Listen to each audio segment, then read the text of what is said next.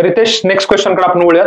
तर तुला काय वाटतं किंवा परफेक्ट डॉक्युमेंटेशनसाठी काय गोष्टी गरजेच्या आहेत? मित्रांनो, डॉक्युमेंटेशन हा खूप महत्त्वाचा पार्ट आहे. म्हणजे माझ्यापेक्षा सर्वेशने खूप डॉक्युमेंटेशन मध्ये काम केले, पण मला एक गोष्ट जाणवली की डॉक्युमेंटेशन हे तुम्ही प्रत्येक परफेक्ट लेवलला केलं पाहिजे. का तर डॉक्युमेंटेशन जर परफेक्ट नसेल तर पेनल्टी भरणं, तुम्हाला दंड बसणं, अशा अनेक गोष्टी होतात. डॉक्युमेंटेशनच्या बाबतीत कोणतंही लेट चालत नाही, एक्सक्यूज चालत नाही, त्या बाबतीत बाकी सर्व सांगेल. तर डॉक्युमेंटेशन मध्ये सगळ्यात महत्त्वाचा भाग येतो तो म्हणजे ज्यावेळेस तुम्ही कंपनी रजिस्टर्ड करता, भले तुम्ही प्रायव्हेट लिमिटेड करा, LLP करा किंवा पार्टनरशिप करा किंवा ओपीसी करा, त्यावेळेस तुम्हाला ROC कम्प्लायन्सेस जे आहे ते वर्षाच्या वर्षाला भरायला लागतात. आता जर का तुम्ही सर्व्हिस बेस्ड मॉडेलमध्ये काम करत असाल तर 30 लाखापर्यंत तुम्हाला जीएसटी काढणं गरजेचं नाही, परंतु जर का प्रोडक्शन मध्ये काम करत असाल तर 20 ते 40 लाखापर्यंतचा कॅप आहे. परंतु ज्यावेळेस तुम्ही जीएसटी सर्टिफिकेट काढता त्यावेळेस तुम्हाला दरवर्षी जीएसटी सर्टिफिकेशनचं देखील कम्प्लायन्सेस जे आहे ते भरायला लागतात. बऱ्यापैकी स्टार्टअप जे आहे ते CACS वर डिपेंड असतात आणि ऑलरेडी CACS कडे एवढं काम असतं की त्यांना काय होतं की प्रत्येक एंटरप्राइज प्रत्येक यांच्याकडे लक्ष देणं शक्य नसतं.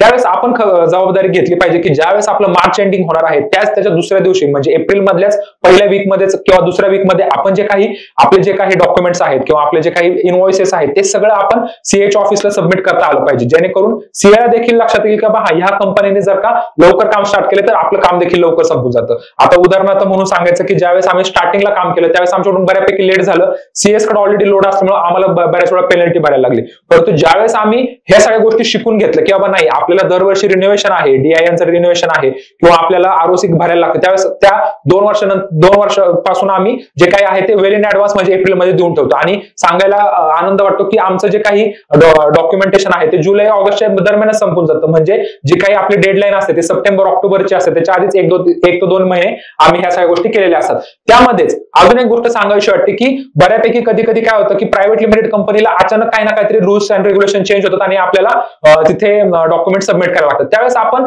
कमीत कमी महिन्यातून एकदा CA ला फोन केला पाहिजे, त्यांना विचारलं पाहिजे सर कसं चाललं आहे, काही नवीन ROCच्या कम्प्लायन्सेस आल्या आहेत का, आल्या असेल तर सांगा, आम्ही तुम्हाला साईन वगैरे करून देऊ. म्हणजे अशा पद्धतीने जोपर्यंत आपण ह्या सगळ्या गोष्टी करत नाही तोपर्यंत हे काही फायनलाइज होणार नाहीये. आता हे झालं फक्त CAच्या साईडला, परंतु इंटरनल डॉक्युमेंटेशन आपण कशा पद्धतीने ठेवलं पाहिजे तर प्रयत्न करावा की समजा तुम्ही एक वेल नोन कंपनी असाल तर तुम्ही एक अकाउंटंट ठेवला तर तो बऱ्यापैकी डॉक्युमेंट सांभाळू शकतो. परंतु जर का आपल्याकडे मॅन पॉवर कमी असेल तर आपण प्रयत्न करावा की आपण जे काही खर्च करणार आहोत त्याचं ईच अँड एव्हरी बिल आपण आपल्या बरोबर ठेवलं पाहिजे. आपण ज्या काही पेमेंट्स करणार आहोत तर त्या पेमेंटचं देखील आपल्याकडे रेकॉर्ड पाहिजे. जर का आपण बिलिंग नसेल घेत तर आपल्याकडं कॅश चलन आपल्याला मेंटेन करता आलं पाहिजे. आपण एक व्यवस्थित जर का तुम्हाला CS ला जर का व्यवस्थित सगळ्या डाटा द्यायचा असेल तर आपण एक्सेल शीट्स मेंटेन केल्या पाहिजे की दफा माता स्वतः करत आहे. तर अशा पद्धतीने जर का आपण अप टू डेट असलो तर आपल्या CA ला पण आपल्याबद्दल आपल्या बरोबर काम करताना त्रास होत नाही आणि आपले जे काही डॉक्युमेंटेशन आहे ते एकदम सोयीस्कर होऊन जातं.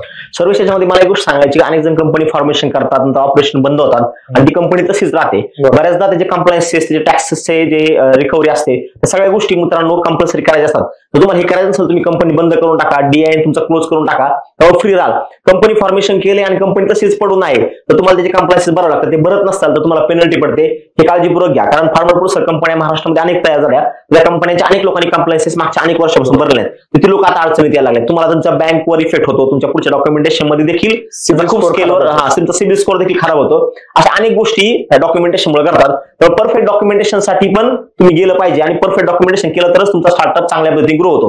मी तुम्हाला सांगतो, आम्ही समजा 5 रुपयाचा चहा जरी पिलो कंपनीच्या माध्यमातून किंवा 10 रुपयाचा नाश्ता जरी केला तर त्याचं बिल आम्ही मेंटेन करतो आणि ते बिल आम्ही सगळ्या चांगल्या पद्धतीने ते ठेवून सर्व्हिस त्याचा चांगला हिशोब करून तो सगळ्या गोष्टी अकाउंटंटला सांगून ते लाईन अप करून घेतो. त्यामुळे लक्षात ठेवा मित्रांनो, 1 रुपया देखील तुम्हाला हिशोब कंपनीला द्यावा लागतो. Documentation is must. येस,